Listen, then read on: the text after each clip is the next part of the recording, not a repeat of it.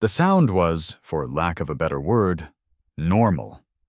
It was a standard two-tone chime, the kind that plays in every sitcom when a character gets an unexpected visitor. Ding-dong. That was it.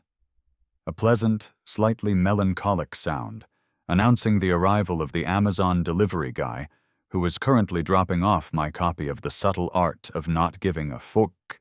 Irony, thy name is Leo Maxwell. I'm Leo.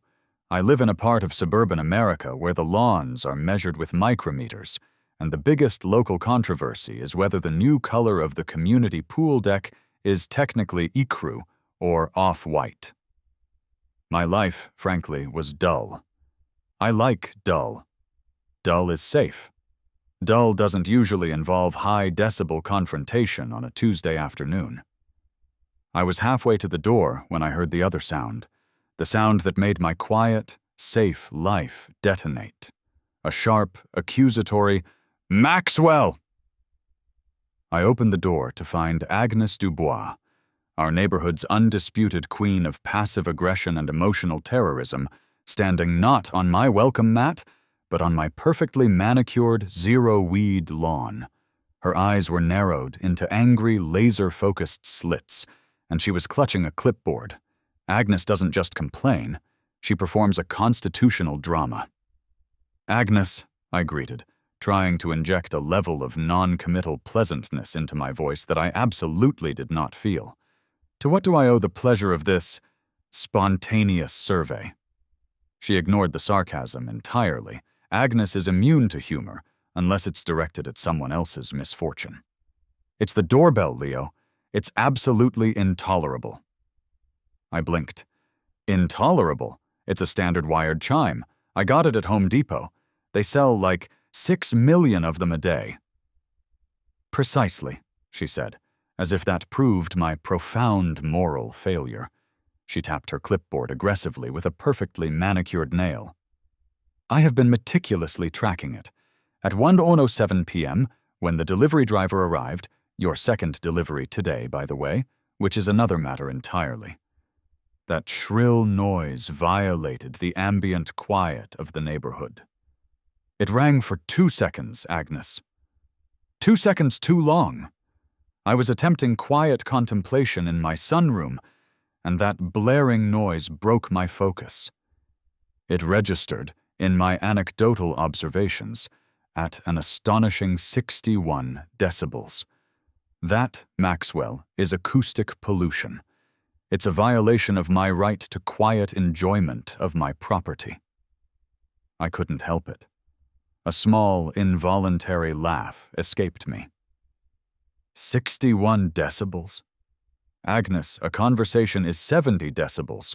A running refrigerator is 55.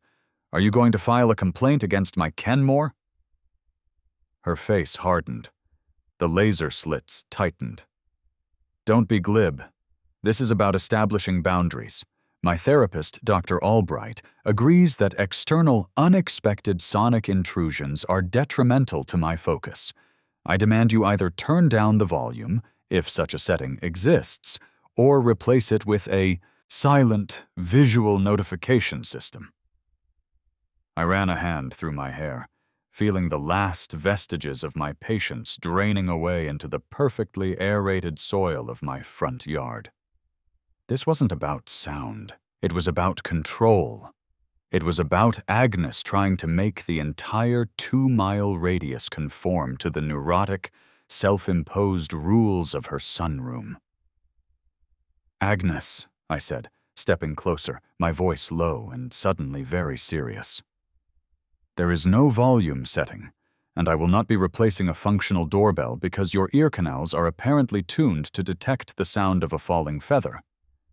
"Then I will escalate this," she hissed, pulling out her phone. "I have documentation. I have witnesses. You have a delivery guy who spent 2 seconds on my porch and possibly a squirrel," I cut in. "Go ahead. Escalate it. Document it. But understand this. I bought a house in this subdivision, not a perpetual silence contract with you." She threw her hands up in a gesture of absolute martyrdom, pivoting dramatically away. "Fine, Leo. You choose aggression. You choose noise. You'll regret not choosing the simple chime." As she marched back across the street, clipboard flapping like a wounded seagull, I stood there, staring at the innocent, passive little doorbell button. Ding dong. It had betrayed me. It was too quiet, too polite, too normal for this level of ridiculous suburban warfare. My internal monologue, usually reserved for deciding what flavor of ice cream to buy, kicked into high gear. She wants quiet contemplation? She wants silence? She wants me to regret the chime? A dark, magnificent idea bloomed in the wasteland of my suburban soul. This wasn't just a nuisance, it was a challenge.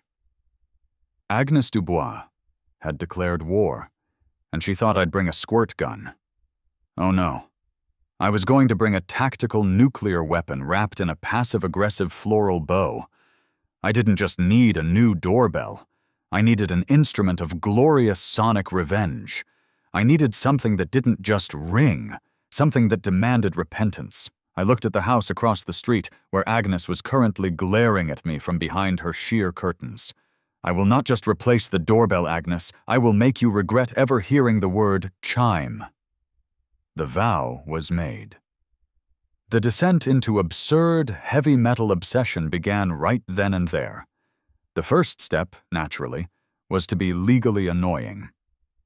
I spent the next week deep diving into the rabbit hole of municipal sound ordinances.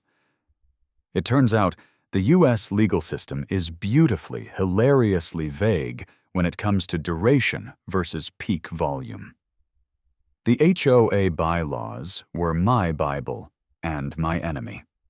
They had rules on fence height, 48 inches, taupe only, plant species, no non-native succulents, and even the permissible shade of white for your garage door, HOA-approved cloudy day, not the cheaper, pure genius white. But sound? They had the boilerplate, no excessive or continuous noise clause. Aha. Continuous. Quick, sharp, massive sound isn't continuous. It's an event. A moment in time. A single, glorious exclamation point. This entire legal hunt just fueled my descent into delightful madness. I started an online chat with my college friend, Mark, who works in architectural acoustics. Me, Leo. Hey, question. If I have a 300-pound bronze object on my porch, is it a doorbell or an artistic installation? Mark. It's a lawsuit, Leo. What did Agnes do this time? Did she measure your bird feeder's caloric output? Me. Leo. She measured my doorbell's decibels. 61. An outrage. Mark. Dude, just turn the volume down. Me. Leo. Too late. The path of glorious retribution has been chosen. I'm thinking big. Like summoning Cthulhu from the deep big. Legally big. Mark sent a series of laughing emojis, but I was dead serious. I explored every ridiculous option my demented mind could conjure. 1. A whip-to-two air raid siren, too difficult to disguise. Plus, neighbors might genuinely call 911. I'm petty, not a monster. 2. A ship's foghorn. Great sound, but the humidity might short it out, and I'd have to keep it tethered to a dock. 3. A recording of a Viking war cry. Satisfying, but the speaker quality would ruin the dramatic impact. It needs to be organic. It was while scrolling through some truly niche architectural salvage forums at 2 a.m., fueled by cold brew and pure spite, that I saw it. The listing that changed my life. Title: 19th century decommissioned church bell/gong, 300 tomes, 3 feet diameter. Excellent tone quality. Requires industrial mounting. Next to it was a grainy photo of what looked less like a bell and more like the entry portal to a parallel dimension, crafted from heavy, aged bronze. The description waxed lyrical about its history in a Midwest church, where it had announced births, weddings, and a few truly devastating fires. It had a deep, haunting resonance, apparently. 300 pounds, 3 feet diameter, industrial mounting. The price was listed with 3 too many zeros. It was astronomical. It was completely irresponsible. It was, without a shadow of a doubt, the perfect doorbell. I hit buy now before my moral compass had time to realize it was technically a felony against the HOA. The Gong was located in a dusty, forgotten corner of Missouri. I live in Ohio. This required a pilgrimage. The first logistical hurdle was the truck. I have a sedan. I called every local rental place, asking for a vehicle suitable for transporting a large, heavy, circular acoustic device. They either thought I was joking or thought I was a serial killer disposing of evidence. I ended up with the smallest, most pathetic-looking U-Haul moving van they had, the kind meant for moving a college dorm room, not a religious artifact. The road trip was a blur of terrible truck stop coffee and the growing, gnawing anxiety that I was dedicating my entire savings account and 4 days of my life to the most elaborate piece of spite ever conceived in my subdivision. I finally arrived at the salvage yard, a place that smelled of rust, damp wood, and forgotten history. The church salvage guy, Earl, was everything I wasn't. Quiet, perpetually wearing denim, and possessed of a magnificent, slow Midwestern drawl. "You're Leo, huh?" Earl asked, leaning against the massive gong, which looked like a bronze sun had been carelessly discarded. "That's me, here for the architectural accent." "Yeah, the Gong," Earl chuckled. He didn't laugh often, but when he did, it was a low rumble, like distant thunder. "She's a beauty. Used to rattle the stained glass when she was rung proper. You say you're using this for an art installation?" I nodded, maintaining intense eye contact. "A modern art piece?" "Yes." Titled, "The Silence We Deserve." It's very conceptual. It explores themes of sonic intrusion and the boundary between private space and shared frequency. Earl looked at me, then at the gong, then back at me. "Right. Well, I reckon it'll certainly make a frequency. It comes with the original clapper, but that thing'll break your wrist. You'll need a solenoid actuator, I'd bet." "A solenoid actuator," I repeated, scribbling the term down. This was getting beautifully technical. "Brilliant. You've been a tremendous help to the conceptual framework of the piece." "Just make sure you secure it real good," Earl said, not looking at me anymore, but at the gong. "You get 300 pounds of bronze swinging.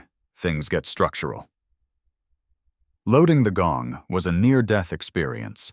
It involved a forklift, a lot of shouting, and me signing 3 waivers. It sat in the back of the tiny U-Haul, wrapped in moving blankets, looking like a metallic prehistoric turtle.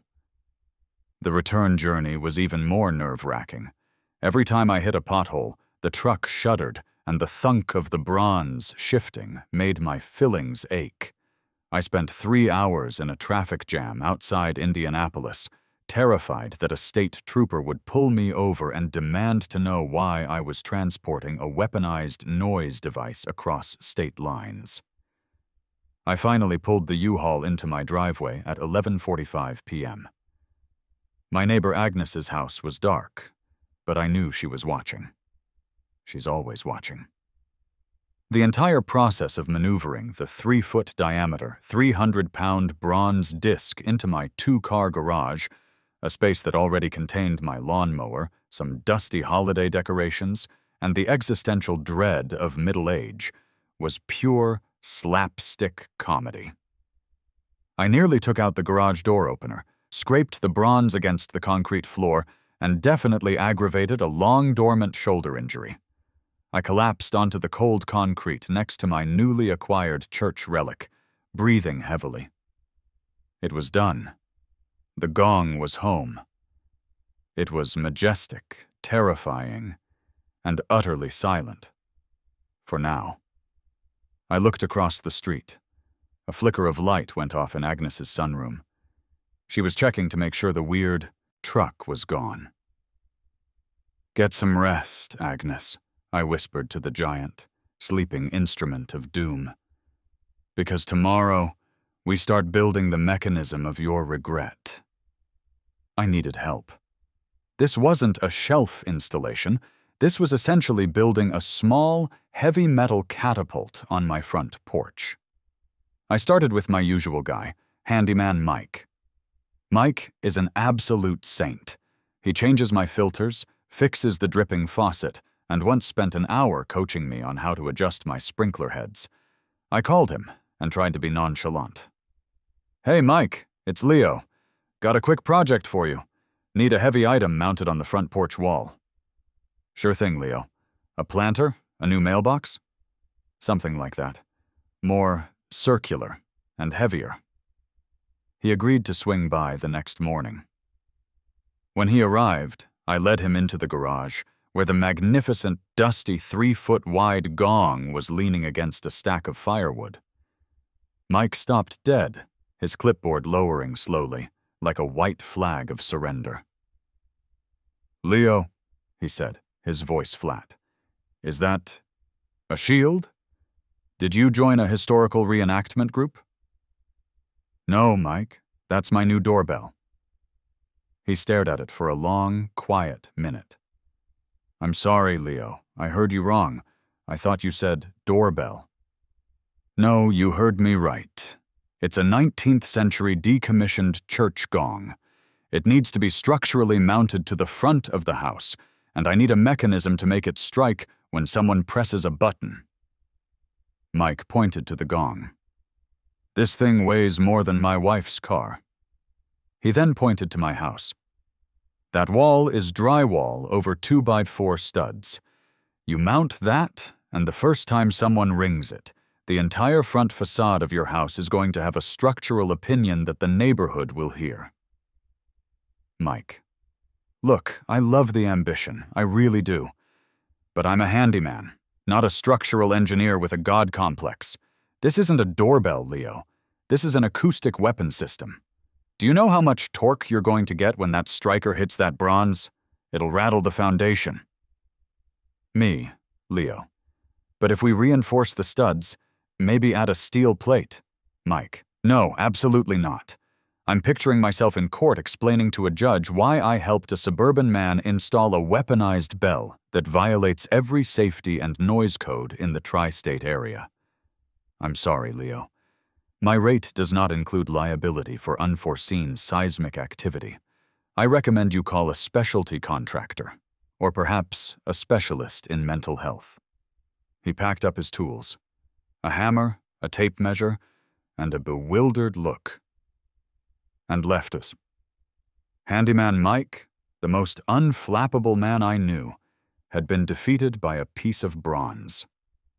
A small, sad victory, but a victory nonetheless. I realized Mike was right.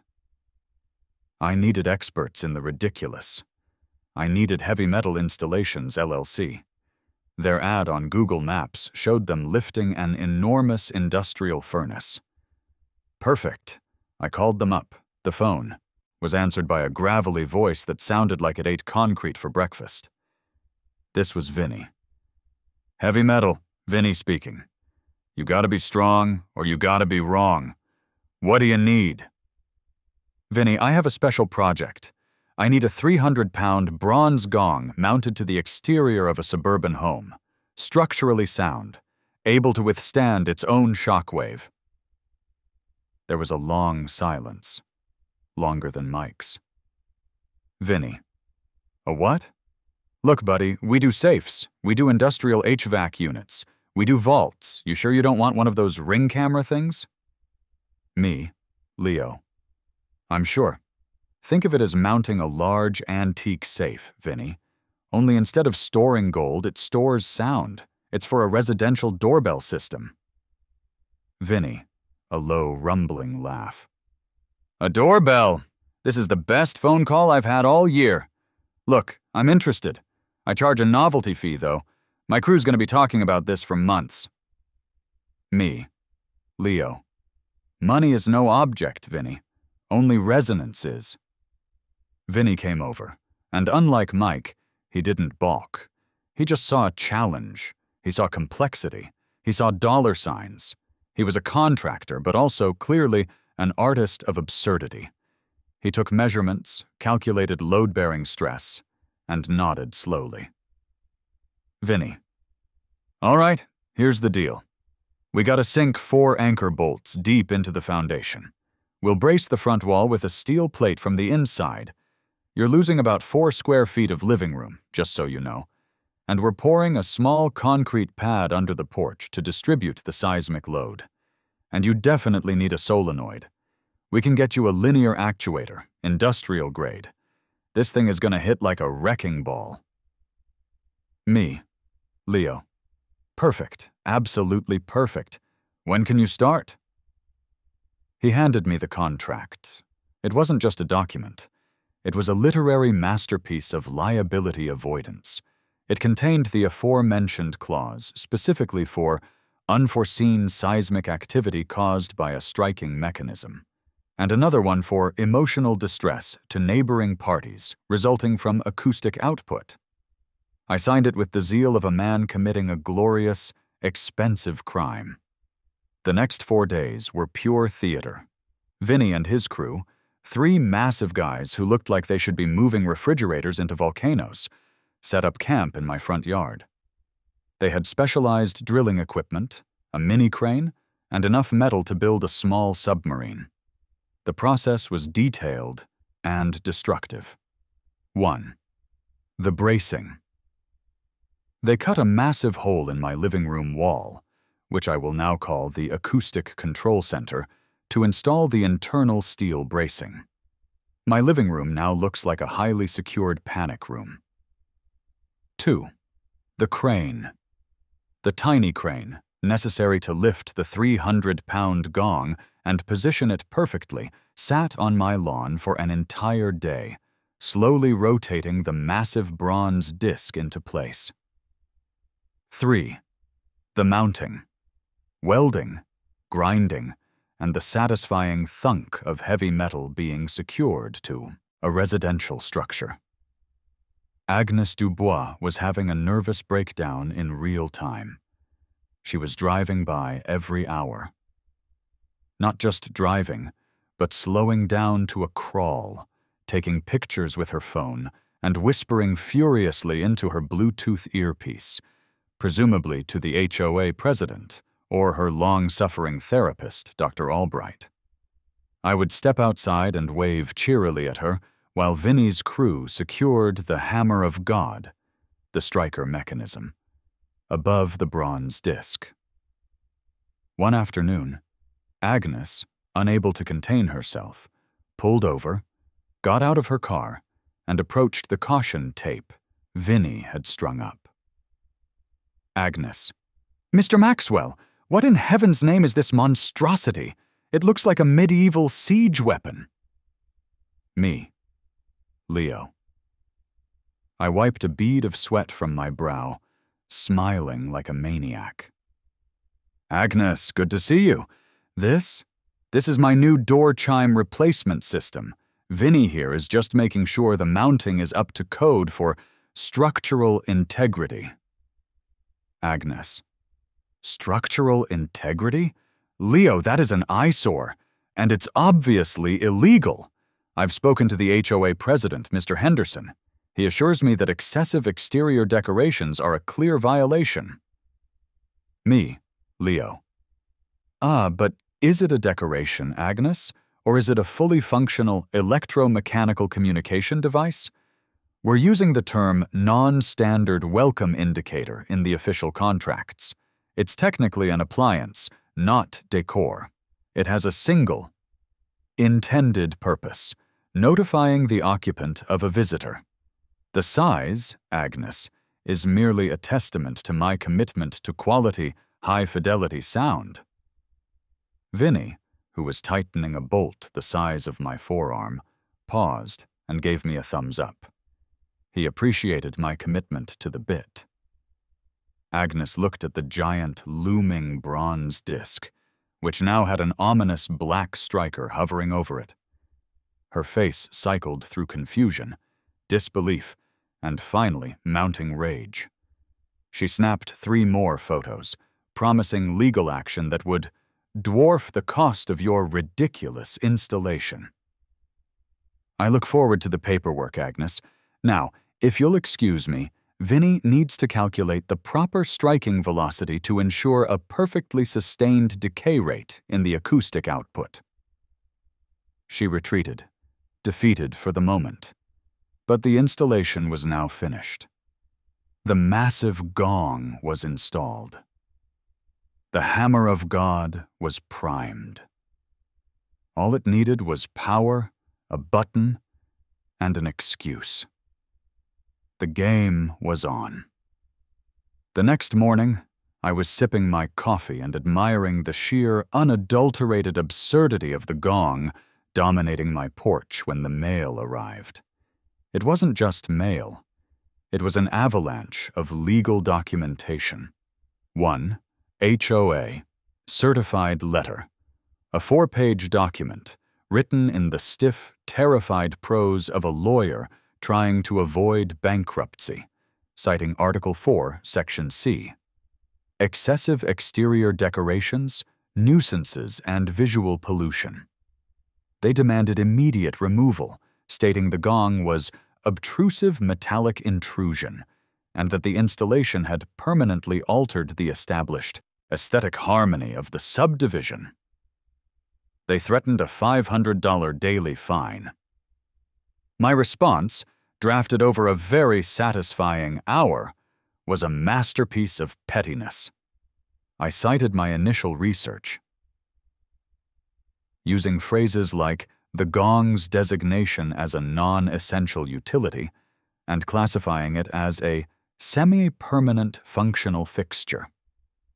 I argued that, by the HOA's own bylaws, a fixture's aesthetic value is subjective. I enclosed a printout of a Wikipedia article on installation art and signed off as Leo Maxwell, proprietor, The Sonic Sanctuary. 2. Police report. Nuisance complaint. This was the fun one. Agnes had preemptively filed a formal nuisance complaint with the local police, citing ongoing construction noise, suspicious metallic apparatus, and threats of acoustic harm. I was prepared. The police cruiser pulled up exactly at 3:15 p.m. 2 officers got out, one older and tired-looking, the other younger and trying desperately not to laugh. The younger one, Officer Rodriguez, approached the porch. Agnes, naturally, was watching from her driveway, pruning shears in hand, pretending to work while clearly witnessing the climax of her complaint. Officer Rodriguez. Mr. Maxwell, I'm Officer Rodriguez. We're here regarding a formal nuisance complaint filed by Ms. Dubois. We have reports of construction, noise, and a giant metal disc being installed on your home. Me, Leo. I leaned against my doorframe, calm as a monk. Officer, thank you for coming. I understand Ms. Dubois is concerned about noise. Rest assured, I am hyper-aware of community standards. I gestured dramatically toward the gong. This, officer, is the source of the complaint, my newly installed non-standard electromechanical welcome indicator. Its official model name is the Repentance. Officer Rodriguez, squinting at the huge bronze disc. The Repentance. Right. And you installed it yourself? Me, Leo. Oh, heavens no. I hired Heavy Metal Installations LLC, fully licensed and insured. They had to reinforce the porch structure to accommodate the load-bearing requirements. Safety first. Older officer, shaking his head, speaking to his partner. A structural doorbell. I've seen it all now. Officer Rodriguez. Mr. Maxwell, Ms. Dubois claims this apparatus is a clear threat to neighborhood peace. We need to assess the noise level. Me, Leo. I smiled broadly. Of course, officer. I would be happy to facilitate that assessment. However, I want to point out a crucial legal distinction. As you can see, the striking mechanism, the hammer of God, is currently disengaged. Its decibel level, at this very moment, is 0. Its operational noise level, when engaged, is currently unknown to us, as we have not yet completed the final testing phase. I pulled out a small, silent, non-operational button, labeled Gong Activator, Do Not Press, which was connected to the mechanism. Me, Leo. My legal counsel has advised me that since no sound has been generated, no violation can be cited. It is purely and simply a large, silent fixture. I offered him a demonstration of the silent, non-operational button. Here, you can even press it. It's just a button. See? Utter silence. I am emphasizing the potential for sound, officer, not the current sound. No law is being broken. Officer Rodriguez looked at the massive gong, then at Agnes, who was now making vigorous slicing motions with her pruning shears, and then back at the silent button. Officer Rodriguez, sighing, clearly trying not to burst out laughing. Mr. Maxwell, I appreciate the unique perspective, and technically you are correct. If no excessive noise has been made, we can't issue a citation based on a complaint about potential noise. However, I am giving you a formal warning about the county's 80 decibel limit for residential noise in the daytime. Should a violation occur, we will be back. Me, Leo.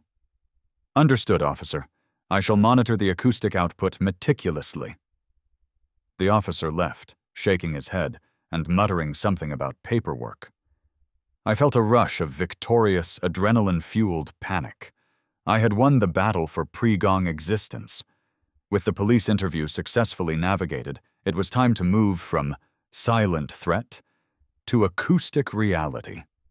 The final step was the loophole fix. I had to create a legitimate, compliant alternative. I went back to Home Depot and bought the smallest, quietest, most passive doorbell I could find. The kind that makes a sound like a polite mosquito sneeze. I mounted it right next to the massive gong button. The labeling. 1. Tiny button, labeled in microscopic pastel font. Standard door chime, HOA compliant. 2. Giant red button, labeled in thick, menacing capital letters. The Gong. Press for maximum welcome. I wired the giant red button to the Hammer of God mechanism. I stood back and admired my handiwork. It was magnificent.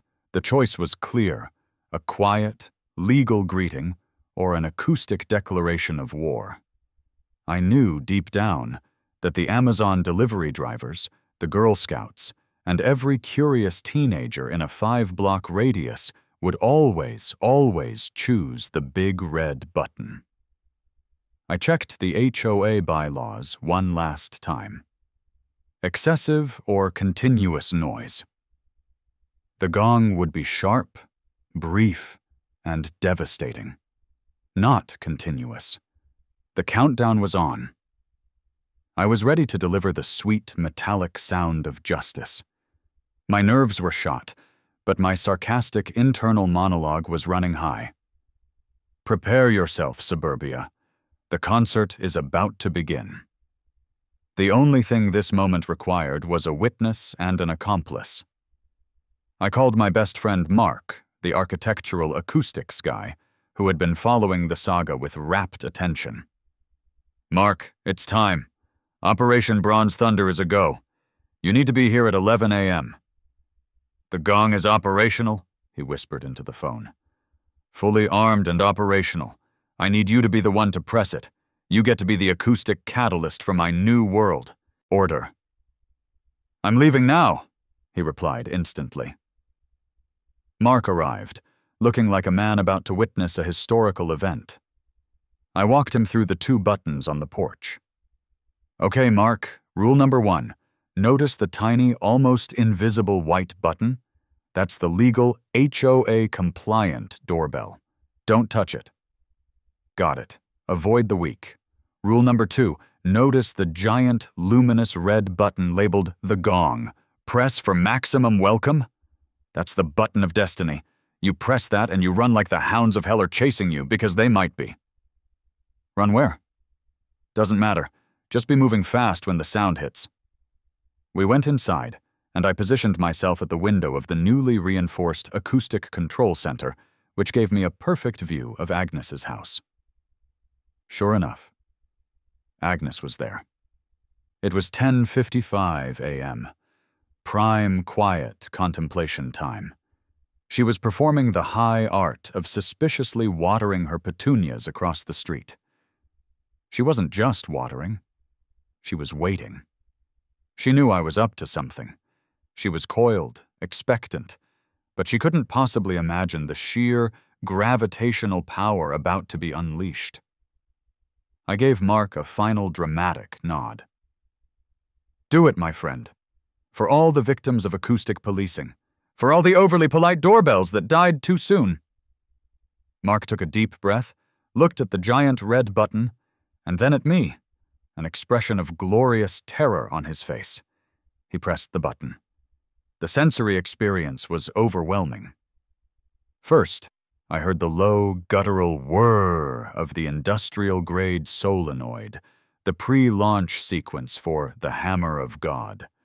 Second, the sickening, heavy thunk of the massive metal striker impacting the center of the 3-foot bronze disc. It wasn't a chime. It was a physical blow to the atmosphere. Third, the sound. The deep, resonant, soul-shaking G-O-N-G. It wasn't just noise. It was a low-frequency shockwave.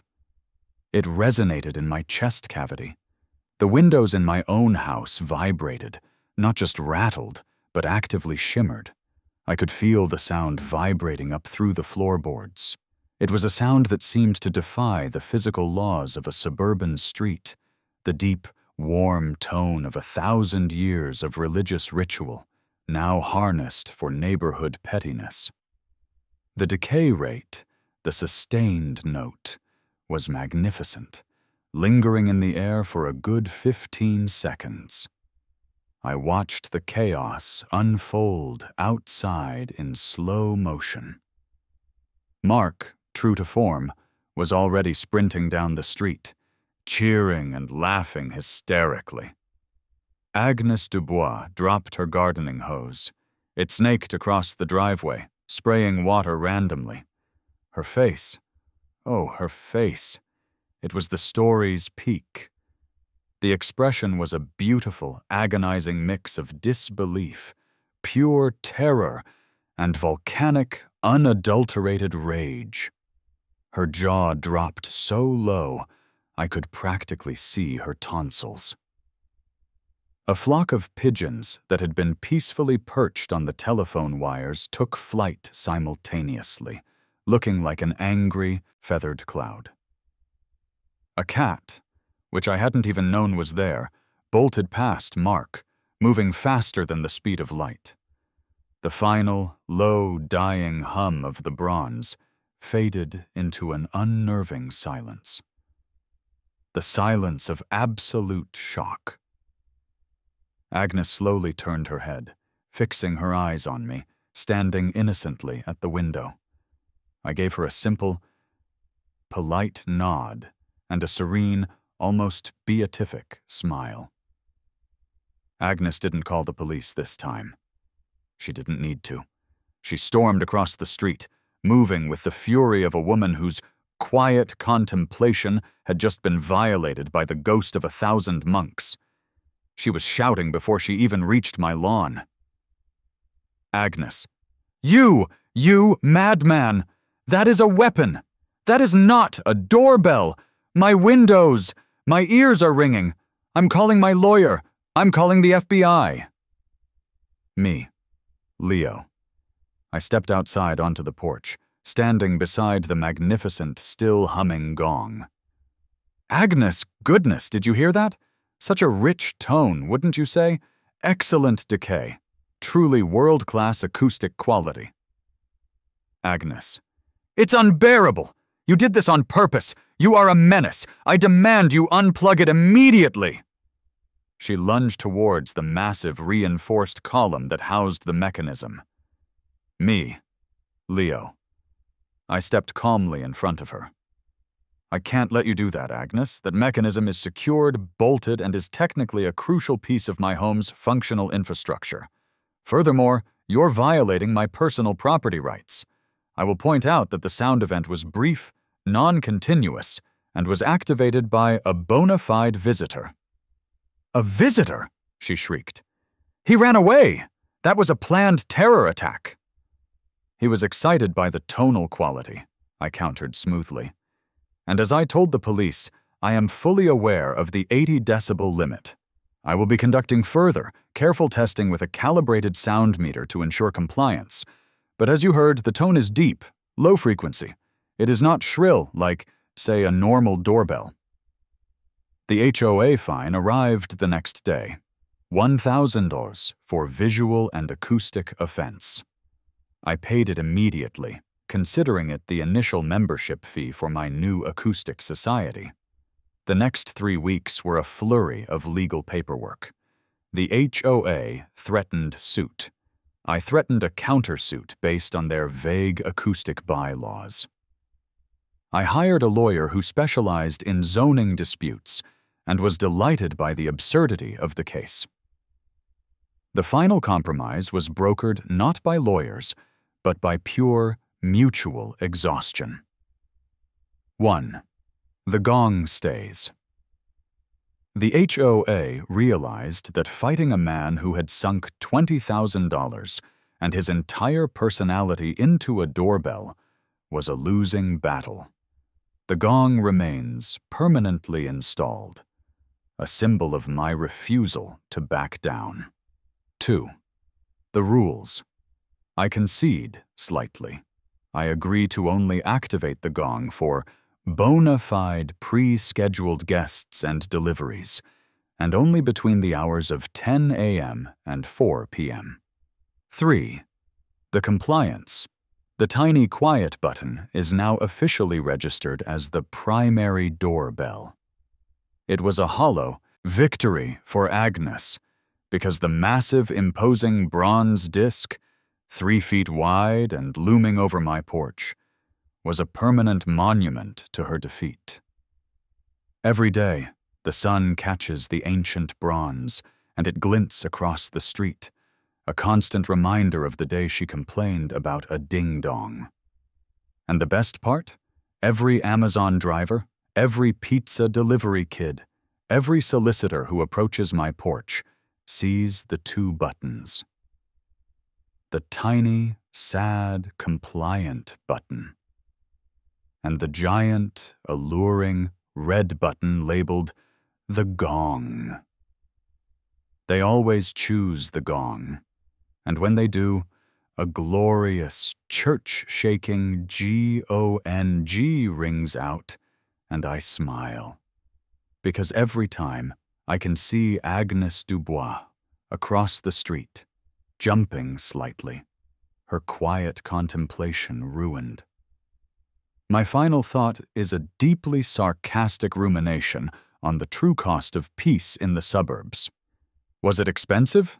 Yes. Was it ridiculous? Absolutely. Was it worth the look on Agnes's face? Priceless.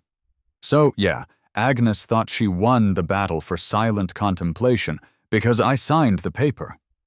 But every time the Amazon driver hits that big red button and they always hit the big red button, the neighborhood is reminded who truly won the war.